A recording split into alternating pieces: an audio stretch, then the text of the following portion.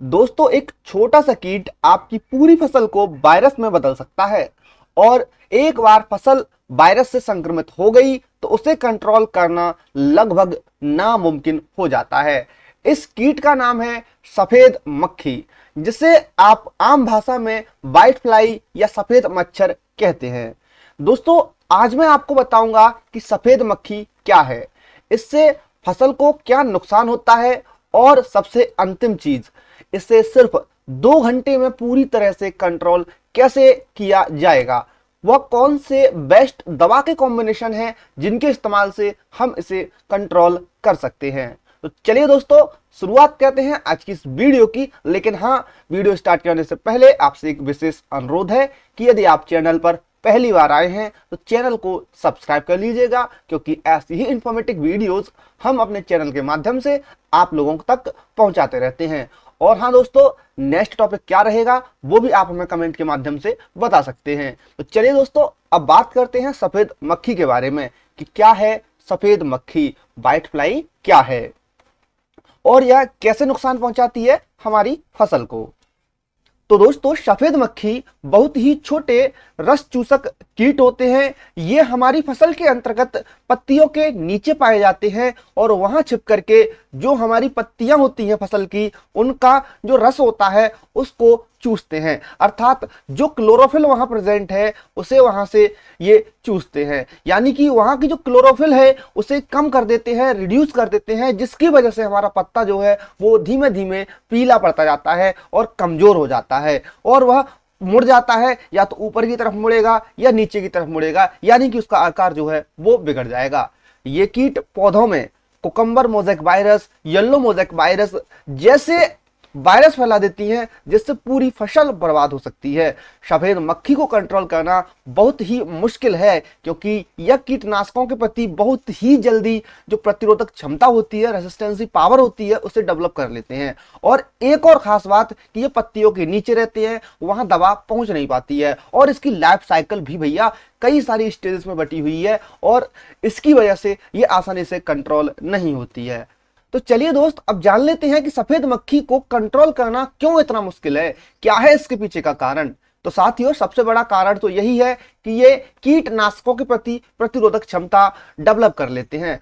यानी कि जब हम एक ही दवा को बार बार अपनी फसल में स्प्रे करेंगे तो सफेद मक्खी जो है इसके अंतर्गत रेसिस्टेंसी पावर डेवलप हो जाएगी। फिर ये जो दवा हम स्प्रे कर रहे हैं इसका इसके ऊपर कोई भी प्रभाव नहीं पड़ेगा। और दूसरा कारण है गलत दवा का चुनाव। सफेद मक्खी एक रस चूसक कीट है, इसीलिए इसके लिए हमें रस चूसक कैटेगरी के जो इंसेक्टिसाइड्स आते हैं, जो खासकर इन कीटों के लिए ही बनाए जाते हैं, उनका हमें चुनाव करना चाहिए। इसके बाद जो तीसरा कारण है दवा का सही उपयोग ना करना, यानी कि जब हम दवा जो ला रहे हैं मार्केट से उसे हमने सही तरीके से देखा नहीं है, जांचा नहीं है, परखा नहीं है, हमने उसकी लेवलिंग जो है उसे नहीं पढ़ा है। यानी कि हम जो दवा लाए हैं वो ट्रांसलेमिनार एक्शन के साथ नहीं आ रही है। यानी कि जब हम ट्रांसलेमिनार एक्शन होता क्या है वो समझा देता हूं। ट्रांसलेमिनार एक्शन होता है कि जब हम दवा जो है पत्तियों की एक सतह पर डालेंगे तो वो कुछ ही समय में पत्ती के आर पार होकर के पत्ती की दूसरी सतह पर भी पहुंच जाएगी। इसी एक्टिविटी को बोला जाता है ट्रांसलेमिनार एक्टिविटी। तो दोस्तों, ये दवा जो हम इस्तेमाल करेंगे वो ट्रांसलेमिनार होनी चाहिए, ये हमारा चौथा कारण है। यदि ट्रांसलेमिनार नहीं होगी तो दवा हमें अच्छे रिजल्ट नहीं देगी। इसके बाद जो चौथा कारण है वह है लाइफ साइकिल का कंट्रोल ना होना, क्योंकि भैया सफेद मक्खी की जो लाइफ साइकिल है कई स्टेजेस में बटी हुई है, जैसे अंडा हुआ, निम्फ हुई, प्यूपा, अडल्ट। तो भाई सभी स्टेजेस को टारगेट करने वाली दवा हमें इस्तेमाल करनी चाहिए। यदि हम निम्फ को टारगेट करने वाली दवा ला रहे हैं तो फिर वो निम्फ को ही टारगेट करेगी, निम्फ को ही खत्म करेगी। अगर हम अडल्ट वाली ला रहे हैं तो वो अडल्ट को ही खत्म करेगी, लेकिन अंडा और प्यूपा, निम्फ तो फिर बचे हुए हैं। तो इसीलिए हमें सभी स्टेज पर काम करने वाली दवाओं का इस्तेमाल करना चाहिए, जिससे हमें एक ही बार में संपूर्ण समाधान मिल जाए। तो चलिए बात करते हैं उन 3 बेस्ट कॉम्बिनेशंस के बारे में जिनको मैंने खास आपके लिए तैयार किया है, जिनकी मदद से आप सफेद मक्खी की जितनी भी लाइफ स्टेजेस हैं, चाहे वो अंडा हो, निम्फ हो, प्यूपा हो, अडल्ट हो, सभी को एक स्प्रे से खत्म कर सकते हो। तो चलिए दोस्त, बात कर लेते हैं इन कॉम्बिनेशंस के बारे में। तो सबसे पहला कॉम्बिनेशन है पायरीफ्लू क्विनाजोन 20% WG। इसकी डोज रखनी होती है 200 ग्राम प्रति एकड़।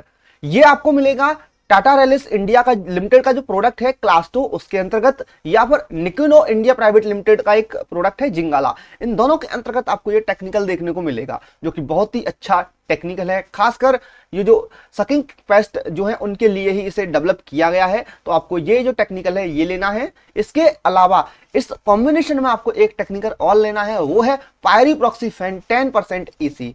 इसकी डोज रखनी है आपको 400 ml प्रति एकड़ के हिसाब से। ये आपको देखने को मिलेगा सुमिटोमो कंपनी के लानो नामक इंसेक्टिसाइड में। इन दोनों इंसेक्टिसाइड्स को आपको आपस में मिलाकर के स्प्रे करना है। ये कॉम्बिनेशन जो है सफेद मक्खी की सभी लाइफ स्टेज पर असर करता है और रिजल्ट भी आपको बहुत तेजी से देखने को मिलते हैं। यानी कि आपको पायरीफ्लुकोनाजोन 10% WG प्लस पायरिप्रॉक्सीफेन 10% EC दोनों को कंबाइन करके यहाँ स्प्रे करना होगा। इसके अलावा जो दूसरा कॉम्बिनेशन है, दूसरा फॉर्मूला है, वो है हमारा फ्लोनिकैमिड 50% WG, जिसकी डोज आपको लेनी होगी 100 ग्राम प्रति एकड़। ये आपको देखने को मिलेगा UPL कंपनी के ऊलाला इंसेक्टिसाइड या फिर श्वाल कंपनी के पनामा इंसेक्टिसाइड में। और इसी के साथ आपको यहाँ दो टेक्निकल और ऐड करने हैं इसमें, वो हैं आपके एसिटामिप्रिड 25% प्लस बाइफेंथ्रिन 25% WG। लेकिन टेंशन मत लीजिए, ये तो दोनों टेक्निकल जो है एक ही दवा में आपको मिल जाएंगे, अलग अलग टेक्निकल आपको खरीदने की जरूरत नहीं है। यानी कि ये आपको श्वाल कॉर्पोरेशन लिमिटेड जो श्वाल कंपनी है इसका एक प्रोडक्ट आता है, एक इंसेक्टिसाइड आता है स्पर्डो। इस स्पर्डो के अंतर्गत आपको ये दोनों टेक्निकल देखने को मिल जाएंगे, तो आपको इन दोनों टेक्निकल को अलग अलग खरीदने की जरूरत नहीं है। अब आपको करना क्या है, फ्लोनिकैमिड 50% WG यानी कि ऊलाला या पनामा आपने लेना है और स्पर्डो लेना है, दोनों को आपको मिक्स करना है और अपनी जो फसल है उस पर स्प्रे कर देना है। फसल आपकी कोई भी हो सकती है, बैगन, भिंडी या मिर्च, या जो आपकी कपास की फसल है वह भी हो सकती है। साथियों, ये दोनों जो मैंने आपको यहाँ टेक्निकल बताए हैं, यानी कि दूसरा जो कॉम्बिनेशन बताया है, ये सिस्टमैटिक और ट्रांसलेमिनार एक्शन दोनों के साथ आता है। ये सफेद मक्खी के नर्वस सिस्टम पर अटैक करता है और फसल को बचाता है।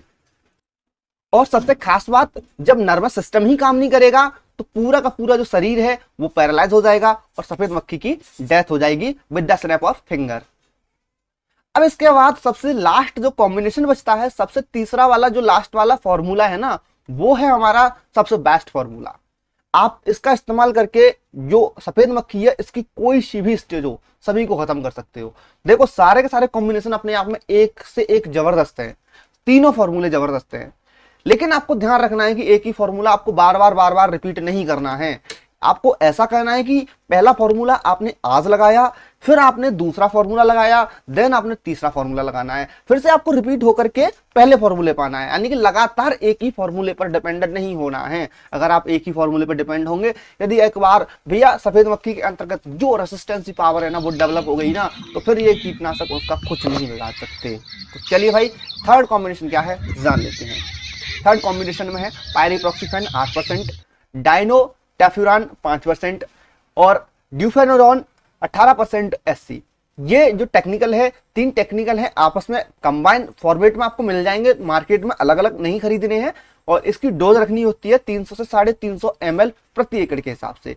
इसमें 3 कंपोजिशन है जो मैंने आपको बता दिए हैं, ये आपको अलग अलग नहीं लेने हैं, ये भी मैंने आपको बता दिया है। और ये जो दवाएं हैं ये कॉन्टैक्ट, सिस्टमेटिक और ट्रांसलेमिनार तीनों एक्शंस के साथ आती हैं और सफेद मक्खी को पूरी तरह से खत्म कर देती हैं। यानी कि ये बहुत ही बढ़िया, कारगर और सबसे खतरनाक जहर है भाई। तो भाई इस जहर का आप इस्तेमाल कर सकते हैं सफेद मक्खियों को खत्म करने के लिए। अभी आपको मार्केट में मिलेगा कहाँ, वो सुन लीजिए। जेयू कंपनी का त्रिदेव आता है, बेस्ट एग्रो लाइफ का रॉनफेन आता है, सुदर्शन फार्म केमिकल्स का सुथाथियोन आता है, आप उसका इस्तेमाल कर सकते हैं। और इसकी डोज मैंने आपको बताई दी है, 300 से 350 ml प्रति एकड़ रखनी होती है। तो ये आपको मैंने 3 कंपनियों के जो नाम बताए उनके प्रोडक्ट के अंतर्गत देखने को मिलते हैं। और दोस्तों, इनमें से कई सारे प्रोडक्ट की लिंक मैंने डिस्क्रिप्शन में लगा रखी है, आप वहां से डायरेक्टली ऑनलाइन भी परचेस कर सकते हैं। ठीक, अब बात करें कुछ स्पेशल टिप्स की जब आप दवा छिड़केंगे तब की, क्योंकि दवा छिड़कने के तरीके भी आने चाहिए। अगर आप गलत तरीके से दवा छिड़केंगे तो फिर आपको असर नहीं देखने को मिलेगा। तो चलिए भाई जान लेते हैं क्या है वो स्पेशल टिप्स। सबसे पहले स्प्रे आपको हमेशा शाम के समय करना है, ठंडे मौसम में करना है, ताकि दवा का असर अच्छा मिले। और दवा में आपको स्टिकर डाल करके स्प्रे करना है, शैम्पू के भरोसे मत लीजिएगा, स्टिकर डाल के ही स्प्रे कीजिएगा। और पत्तों के नीचे तक दवा जरूर पहुंचाइएगा। ट्रांसलेमिनार एक्शन वाली है तो कोई दिक्कत नहीं है, लेकिन आपकी नॉर्मल दवा है तो पत्तों के नीचे तक दवा पहुंचनी जरूरी है। और बार बार एक ही दवा आपको नहीं लगानी है, दवा बदल बदल के लगाइएगा। जैसा कि मैंने आपको बताया, पहला कॉम्बिनेशन आपने आज लगाया, देन आपको दूसरी बार में दूसरा कॉम्बिनेशन लगाना है, तीसरी बार में तीसरा लगाना है, फिर से आप लौट करके पहले कॉम्बिनेशन पर आ सकते हैं अगर आप चाहें तो। क्योंकि यहाँ मैंने आपको इसीलिए 3 फॉर्मूले बताए हैं, 3 कॉम्बिनेशन बताए हैं। अगर मैं एक कॉम्बिनेशन लेके आता है तो आप बार बार रिपीट उसी को करते, फिर आपको रिजल्ट नहीं मिलते।